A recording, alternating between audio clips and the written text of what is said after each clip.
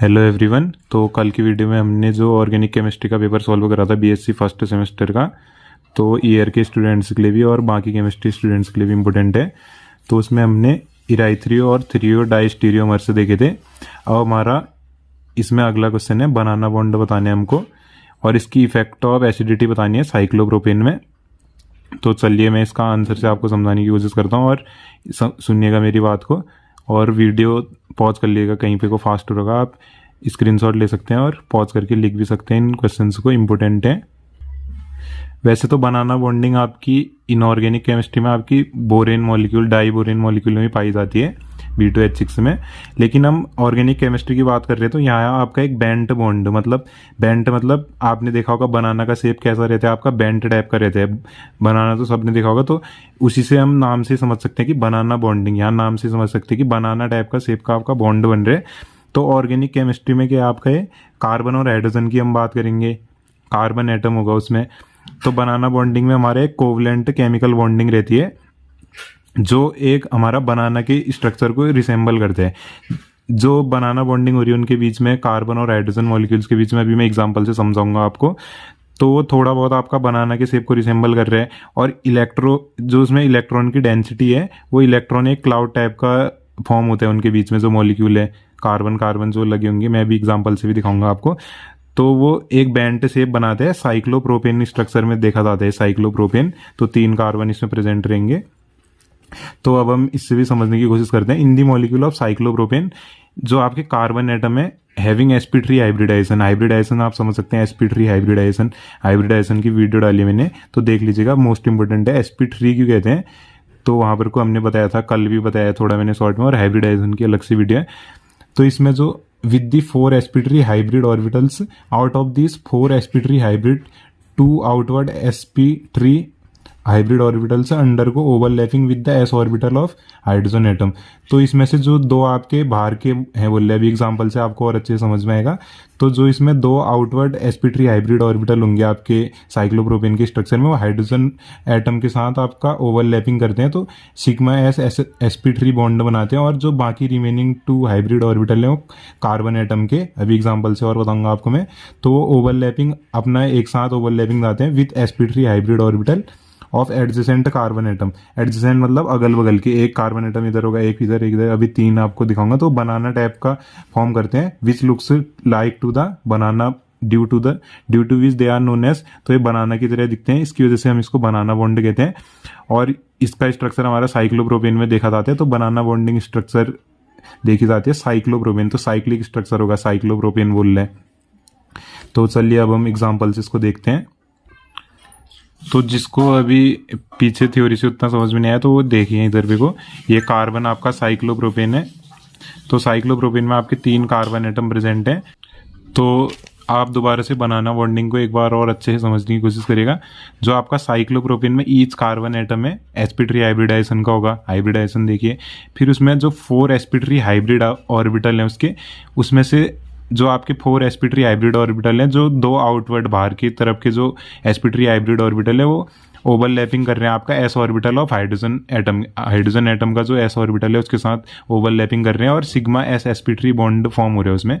एक ऐसी है हाइड्रोजन का और हाइड्रोजन एटम का ऑर्बिटल, और sp3 आपका ये कार्बन का, जो इसमें 3 कार्बन लगे हुए हैं, तो उसमें से एक कार्बन आपका बाहर के 2 हाइड्रोजन के साथ बॉन्डिंग बना दे रहे हैं। फिर जो 2 रिमेनिंग कार्बन के जो 2 sp3, उसमें 4 है ना, 4 sp3, तो 2 तो हाइड्रोजन के साथ सिग्मा s sp3 बना दे रहे हैं। फिर बाकी की जो 2 रिमेनिंग है वो ओवरलैपिंग कर रहे हैं आपके एडजेसेंट कार्बन एटम के साथ, तो वो सिग्मा sp3 आपका बॉन्ड बना रहे हैं, जो हमारा समवट बनाना की तरह दिखाई देता है। तो इसको बनाना बॉन्डिंग कहते हैं। और साइक्लोप्रोपेन के स्ट्रक्चर से अगर मैं इसको दिखाना चाहूँ तो आपको, तो ये हमारा साइक्लोप्रोपेन का स्ट्रक्चर हो गया। मीथेन इथेन प्रोपेन साइक्लिक है, क्लोज्ड चेन है, साइक्लिक स्ट्रक्चर है, क्लोज्ड होता है तो साइक्लिक बोलते हैं। तो साइक्लिक है, कार्बन की 4 वैलेंसी 2 हाइड्रोजन के साथ, जो मैंने कहा था बाहर के हाइड्रोजन के साथ, सिग्मा s और sp3 कार्बन का 2 ऑर्बिटल इसके ओवरलैप इसके साथ कर रहे हैं हाइड्रोजन के साथ, और 2 एडजेसेंट, एक इस कार्बन के साथ इस वाले और एक इस कार्बन के साथ। फिर ऐसे ही इस कार्बन के लिए भी होगा, 2 ये बाहर के हाइड्रोजन और एक कार्बन इसके साथ, एक कार्बन इसके साथ। फिर ऐसे इसके लिए इधर को, एक इधर को। इसी को हम जनरली ऐसे दिखा सकते हैं, इसको ऑर्बिटल्स में दिखाना चाहें तो ऐसे करके आप डायग्राम बनेंगे। और आप बुक्स में भी देख सकते हैं, उनमें और अच्छे से दिया होगा। तो ये जो हमने ऑर्बिटल्स दिखाई है, सिग्मा एस sp3 ये हाइड्रोजन एटम है, हाइड्रोजन एटम लगे हुए हैं 2, ये सर्किल से दिखा रखे हैं। फिर उसके बाद कार्बन के 4 ऑर्बिटल्स ऐसे दिखाए हैं, 2 एडजेसेंट कार्बन के साथ बॉन्डिंग। फिर ये आपका जो ये आपके बॉन्ड बन रहे हैं, तो यही बॉन्ड की बात चल रही है कि ये बनाना की तरह दिखते हैं, बैंड टाइप का स्ट्रक्चर होता है, तो समवट बनाना की तरह दिखते हैं आपका ये, तो बनाना बॉन्ड बोलते हैं इसको। और बनाना बॉन्डिंग इनके बीच में इलेक्ट्रॉन क्लाउड बन जाते हैं, इलेक्ट्रॉन डेंसिटी रहती है इनमें, तो बनाना बॉन्डिंग स्ट्रक्चर ऑफ साइक्लोप्रोपेन आपका ये बन जाएगा। और समवट आपका बैंड स्ट्रक्चर रहते हैं, C3H6 भी बोल सकते हैं आप, साइक्लोप्रोपेन C3H6 साइक्लोप्रोपेन में पाई जाती है साइक्लोप्रोपेन। अब ये तो आपको IUPAC नेमिंग उसमें पता होगा। और ये आपके मॉलिक्यूल्स हो गए हाइड्रोजन के सब में ऐसा ही है, तो बनाना बॉन्डिंग हो गया। तो बनाना बॉन्डिंग वाला हमारा हो गया। अब हम मूव करते हैं अगले टॉपिक की तरफ। इसमें हमारा ये रिएक्शन को हमको कंप्लीट करना है, और इसका नेम रिएक्शन, अगर ये रिएक्शन वैसे आई थ्योरी वाले में आई, फिर रिएक्शन बताओ और कौन सी रिएक्शन है। वैसे कॉरी हाउस सिंथेसिस है आपकी, एल्केन्स वाले चैप्टर में देखेंगे आप, एल्किल हैलाइड वाले में। तो इसमें आपका R2CuLi ये एल्किल ग्रुप हो गया, और कॉपर क्यूपरेट लिथियम आपका ये प्रेजेंट है। डाई एल्किल लिथियम क्यूपरेट इसको बोलते हैं, डाई एल्किल एल्किल ग्रुप है, 2 बार हैं, तो डाई एल्किल लिथियम हो गया, क्यूपरेट कॉपर है क्यूपरेट। तो ये आपका आयोडाइड एल्किल आयोडाइड के साथ या एल्किल हैलाइड के साथ रिएक्ट करते हैं, तो इस रिएक्शन को कॉरी हाउस सिंथेसिस बोलते हैं। तो ये आपको मैं जनरली दिखा देता हूँ ये रिएक्शन कैसे होती है। तो अगर नेम पूछा जाए तो आप क्या बोलेंगे इसका, कॉरी हाउस सिंथेसिस। तो जब आपका एल्किल हैलाइड रिएक्ट कर रहा है आपका लिथियम क्यूपरेट के साथ, लिथियम क्यूपरेट आयोडाइड, एल्किल लिथियम क्यूपरेट है आपका, एल्किल हैलाइड पहले तो हमारा रिएक्ट कर रहे हैं लिथियम और CuI के साथ, तो हमको फॉर्मेशन हो रही है। पहले आप रिएक्शन तो जनरली हम दिखा दूंगा मैं आपको कैसे होती है। Alkyl halide, alkyl group present होगा R, और हैलाइड X से जनरली रिप्रेजेंट किया जाता है, X हैलाइड हेलोजन्स को। तो ये जब रिएक्ट कर रहे हैं लिथियम से और क्यूपरेट आयोडाइड से, जो ये कॉपर है आयोडाइड, इससे जब रिएक्ट कर रहे हैं तो हमको क्या मिल रहा है, डाई एल्किल लिथियम क्यूपरेट।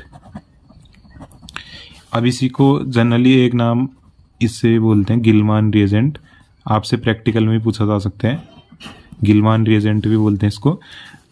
जब ये रिएक्ट कर रहे हैं हमारा एल्किल हैलाइड के साथ, तो हमको ये एल्किल हैलाइड के साथ अब जब ये रिएक्ट करेगा, ये डाई एल्किल लिथियम क्यूपरेट R2CuLi जब रिएक्ट कर रहे हैं हमारा एल्किल हैलाइड के साथ, तो हमको क्या मिल रहा है, एल्केन्स मिल जा रहे हैं। वो भी कैसे एल्केन्स, हमको हाइयर एल्केन्स। अब हम इसको जनरली मैं आपको रिप्रेजेंट कर देता हूँ रिएक्शन के थ्रू। तो पहले तो हमारा alkyl halide RX, alkyl halide react कर रहे हैं हमारा लिथियम के साथ, तो एल्किल लिथियम फॉर्म हो रहा है। एल्किल ग्रुप कोई भी ले सकते हैं, R लिखे मैंने। अभी आपको जनरली रिएक्शन, ये थोड़ा आपको मैं उसमें मैं बता रहा हूँ जनरली रिप्रेजेंट कैसे करेंगे, प्लस LiX, तो ये हेलोजन के साथ, ये एल्किल ग्रुप हमारा जुड़ा लिथियम के साथ, और X ग्रुप हमारा जुड़ा, ये लिथियम के 2 मॉलिक्यूल है ना, एक लिथियम के साथ हेलोजन X ग्रुप जुड़ा। फिर अब जो है RLi हमको ऑब्टेन हुए, 2RLi एल्किल लिथियम, ये हमारा क्यूपरेट आयोडाइड्स के साथ ये रिएक्ट कर रहे हैं CuI के साथ, R2CuLi फॉर्म हो जा रहे हैं, प्लस LiI लिथियम आयोडाइड। तो इसी को हम क्या बोलते हैं, डाई एल्किल, 2 बार एल्किल है, डाई एल्किल लिथियम क्यूपरेट या गिलमान रिएजेंट।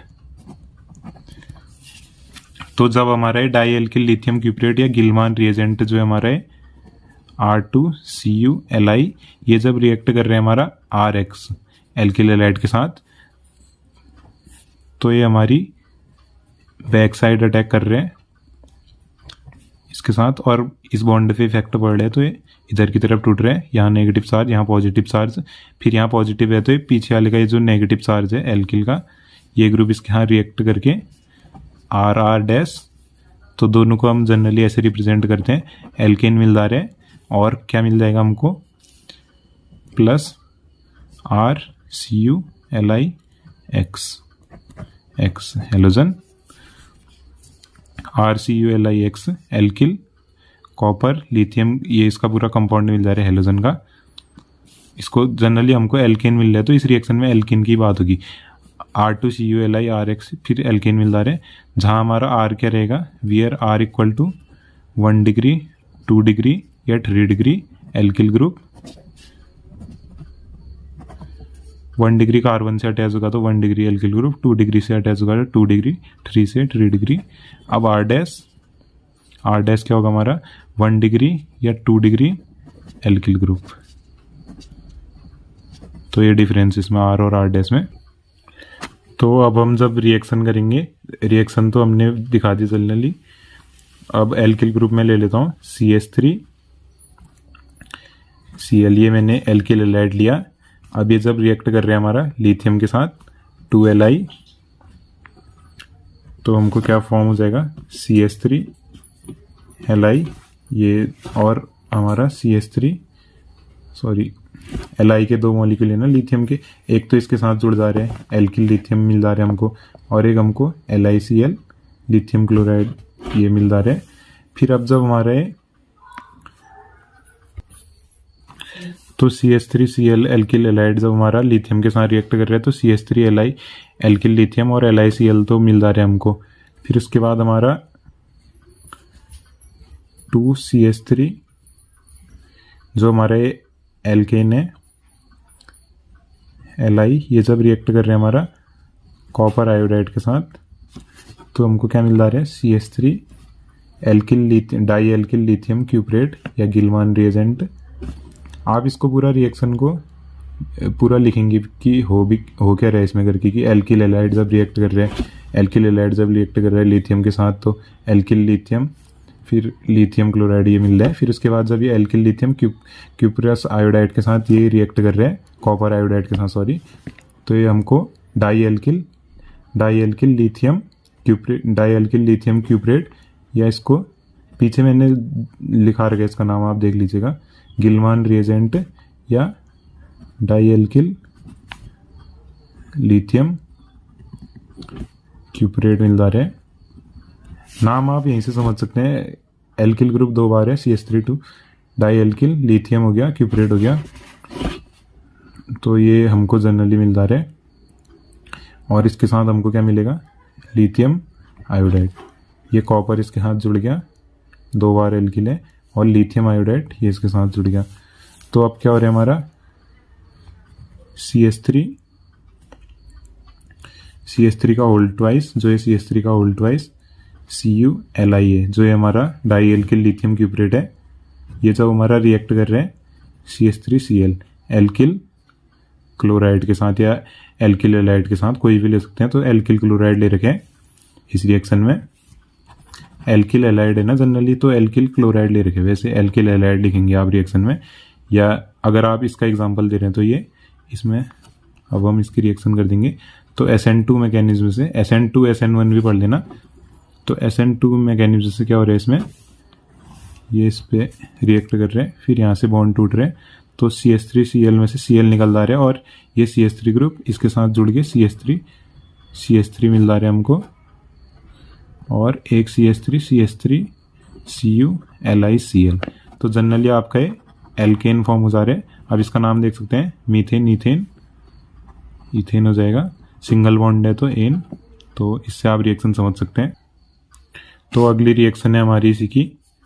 वैसे रिएक्शन तो सीधे शॉर्टकट थी, इसमें आप एल्केन बनता है बोल देंगे और नेम बता देंगे कि आपकी कोरियाओस सिंथेसिस है, एल्केन फॉर्म होता है इससे, हायर एल्केन्स। अब कहीं कहीं पे कोई ब्लर ऑटो फोकस की वजह से हो रहा है, आप देख लीजिएगा इसको। अब हमारी दूसरी रिएक्शन है, आप ये दूसरी रिएक्शन देखिएगा, मैं तब तक इसको नोट करता हूँ। CH2 double bond CH, single bond CH, double bond CH2। वैसे डाइल सेल्डर रिएक्शन मैंने आपको कल भी बताई थी, आप फिर से अभी देख लीजिए इसको।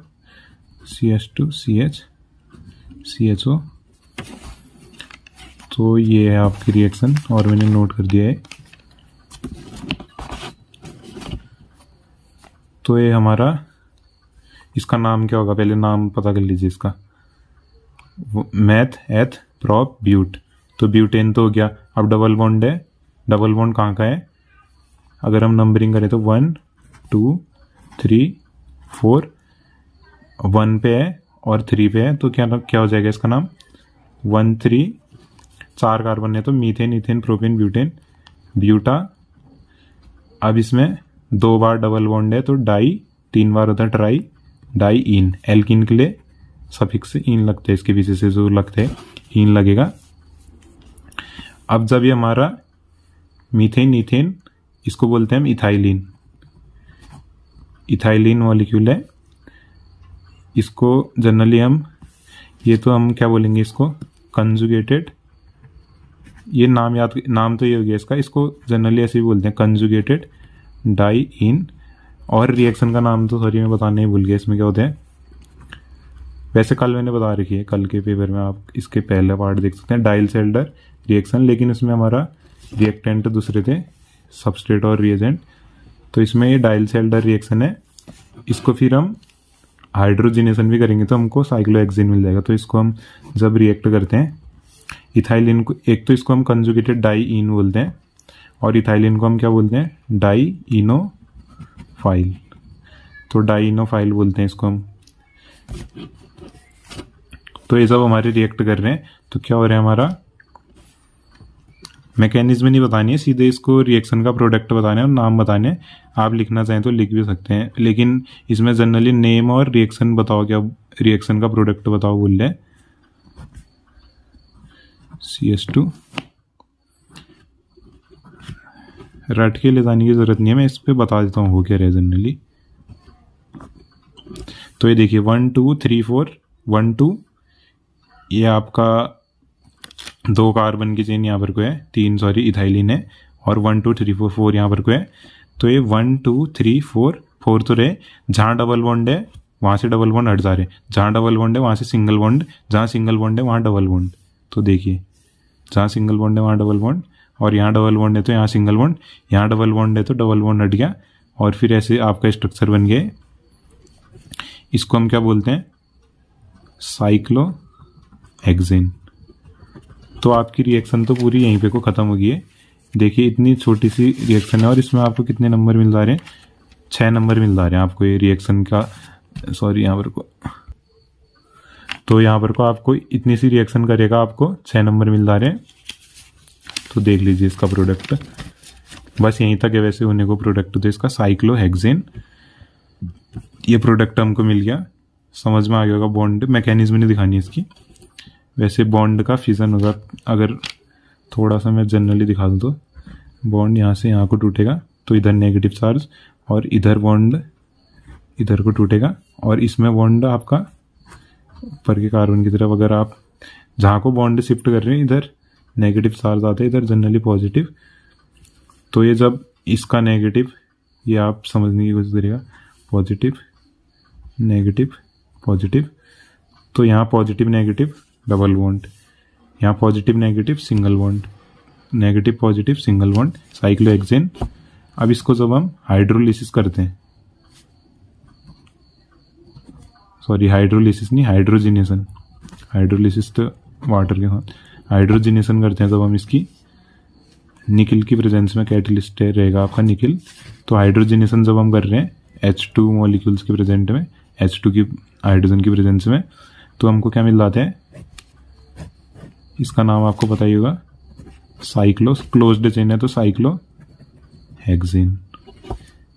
1 2 3 4 5 6, तो methane ethane propane butane pentane hexane.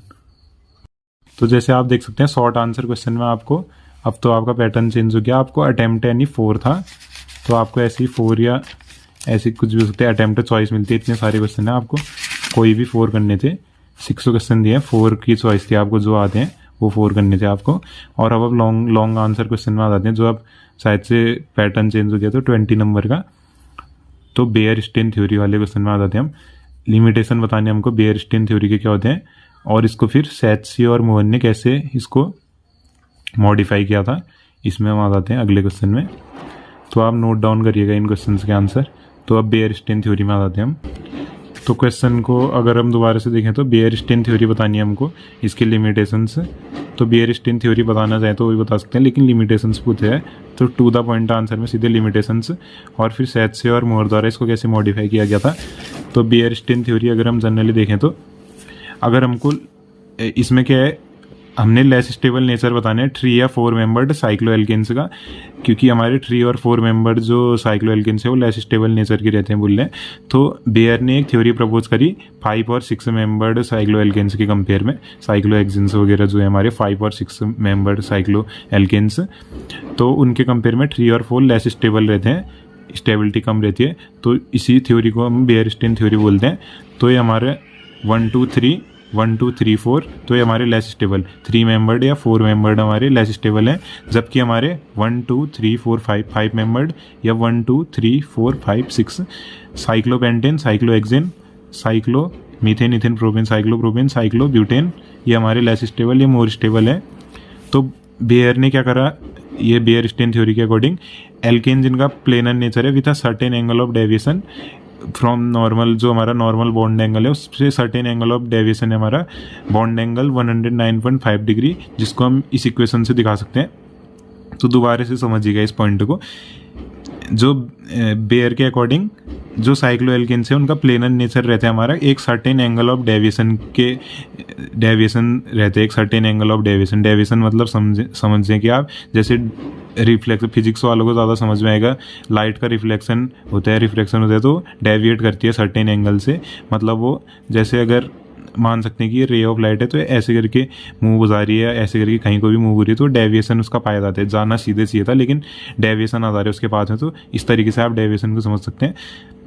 जो उसका नॉर्मल बॉन्ड एंगल है 109.5 डिग्री, उससे डेविएशन आ जाता है उसमें, तो इसी को हम एंगल ऑफ डेविएशन बोलते हैं डी, जिसको हम इक्वेशन से दिखा सकते हैं D = 1/2 109.5 माइनस एल्फा।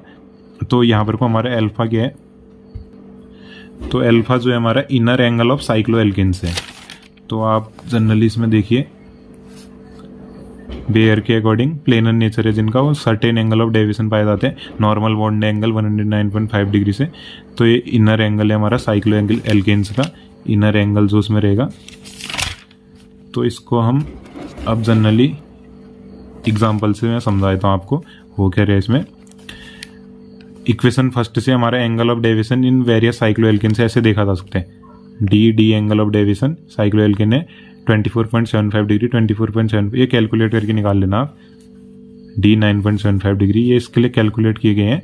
तो हमारा जो एंगल स्ट्रेन इन साइक्लोएल्केन है वो डायरेक्टली प्रोपोर्शनल है एंगल ऑफ डेविएशन की, मतलब जितना हमारा साइक्लोएल्केन का एंगल स्ट्रेन होगा उतना ही ज़्यादा हमारा एंगल ऑफ डेविएशन होगा, ये बढ़ेगा तो ये भी बढ़ेगा। लेकिन जो स्टेबिलिटी है वो एंगल स्ट्रेन के इन्वर्सली प्रोपोर्शनल है, मतलब स्टेबिलिटी बड़ी, स्टेबिलिटी ज़्यादा होगी तो किसी मॉलिक्यूल की उसका एंगल स्ट्रेन कम होगा। तो हम देख सकते हैं कि एंगल स्ट्रेन, जैसे आप देख सकते हैं एंगल स्ट्रेन अगर ज़्यादा होगा तो स्टेबिलिटी कम होगी मॉलिक्यूल की, स्टेबिलिटी ज़्यादा होगी तो ये कम होगी। तो इन पॉइंट्स को समझने की कोशिश करिएगा।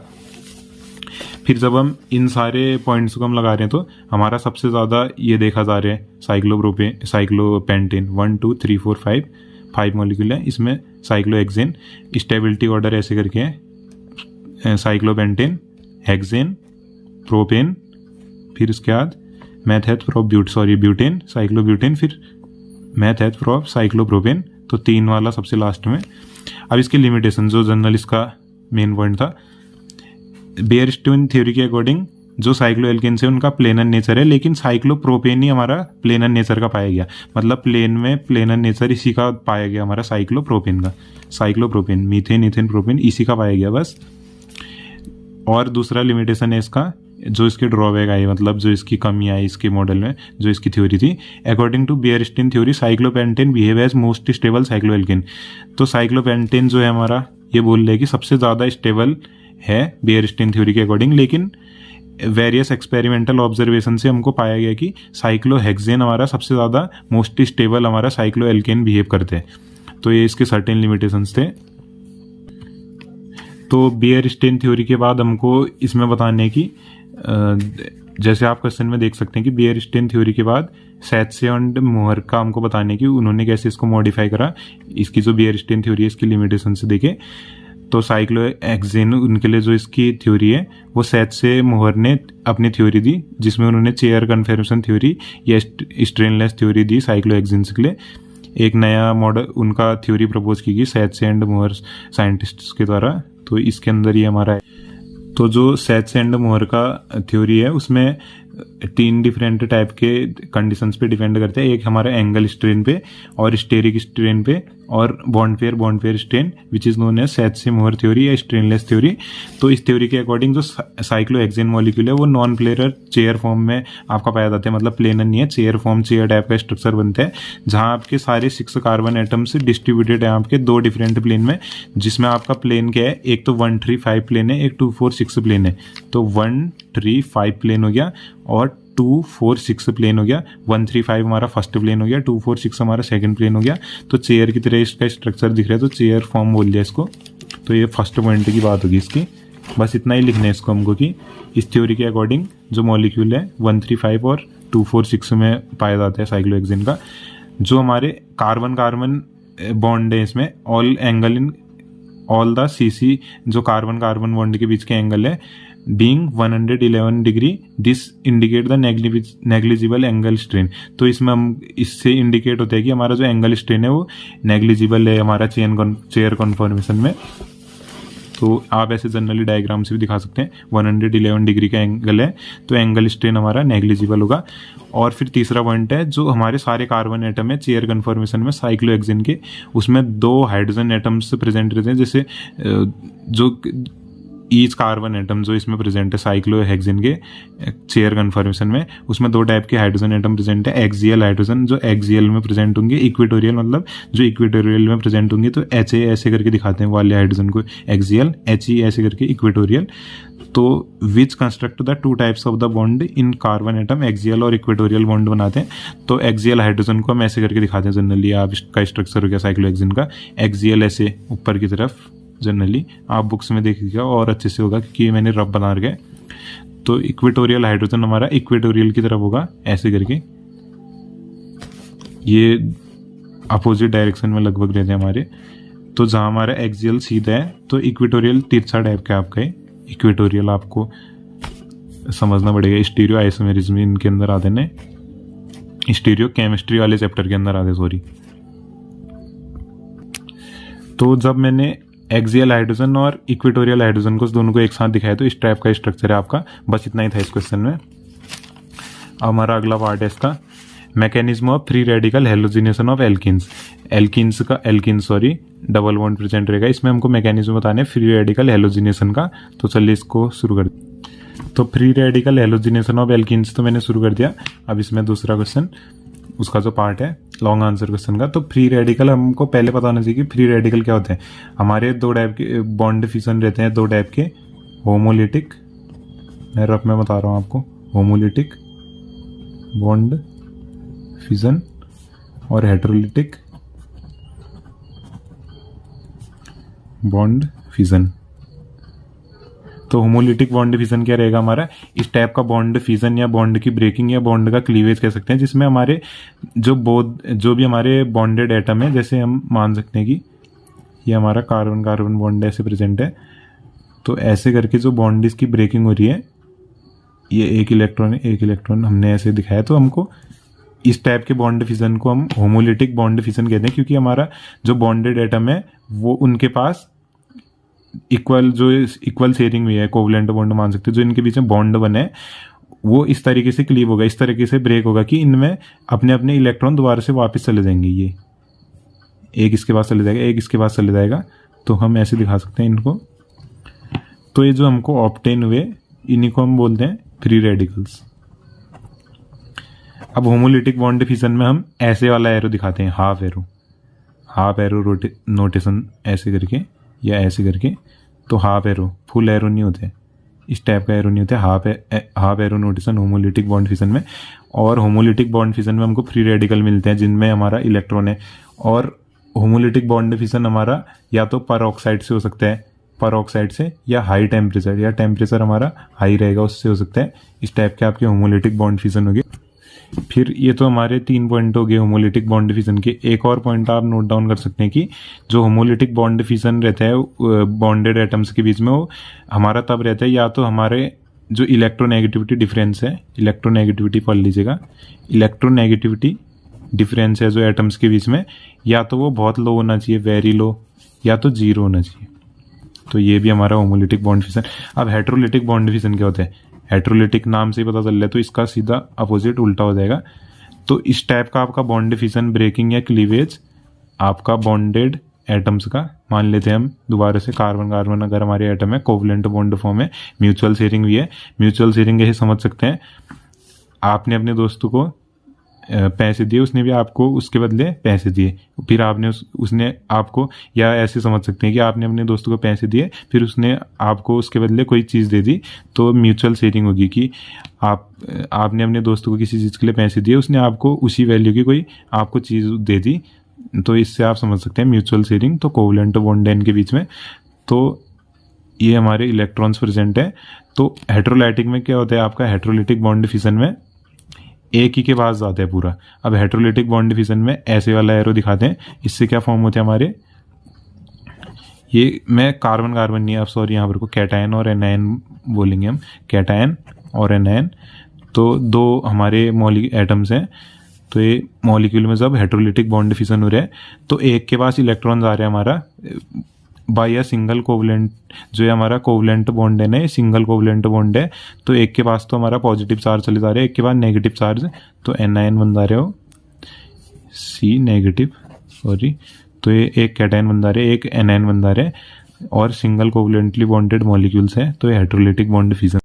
तो होमोलिटिक और हेट्रोलिटिक बॉन्ड फिशन का मैंने आपको जनरल आइडिया दे दिया। अब इसमें हम हेलोजिनेशन ऑफ एल्कीन्स को देखते हैं कि कैसे प्रोसीड हो रहा है फ्री रेडिकल मैकेनिज्म से। तो फ्री रेडिकल मैकेनिज्म से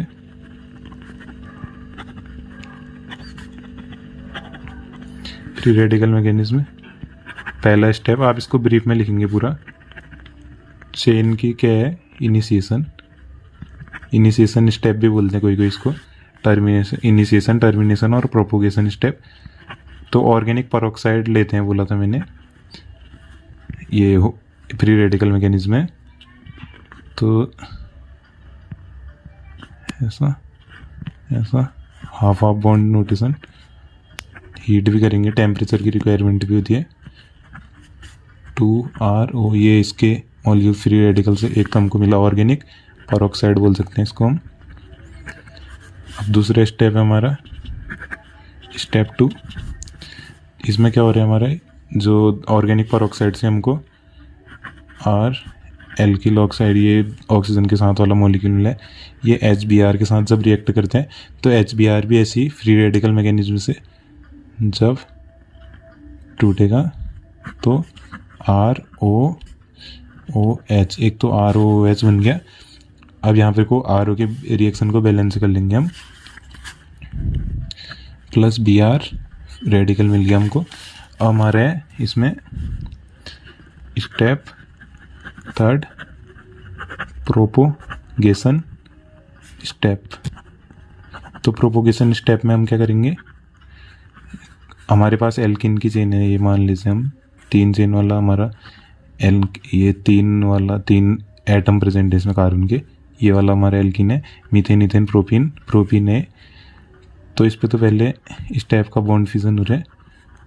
Br का एक हमने रेडिकल लिया, वो इस पे जब इफेक्ट डाल रहा है, यहाँ पे को बॉन्ड जब टूट रहे तो Br नेगेटिव पार्ट वाला इस पे इफेक्ट डाल रहा है, इसके साथ जुड़ेगा, मतलब यहाँ पर को ये जो Br नेगेटिव चार्ज है, क्योंकि यहाँ पर को H2 है, बॉन्ड टूट रहे ना।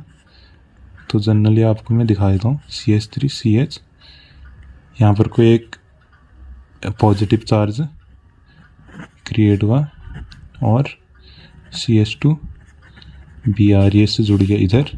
अब सारे सिंगल बॉन्ड, बस इस वाले कार्बन की वैलेंसी पूरी नहीं है, तो एंटी मार्कोनिकॉफ रूल से क्या होगा हमारा, जब हम इसको HBr के साथ ट्रीट करेंगे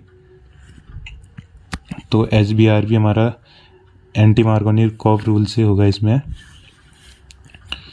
CH3 CH2 CH2 Br और HBr बार। इसमें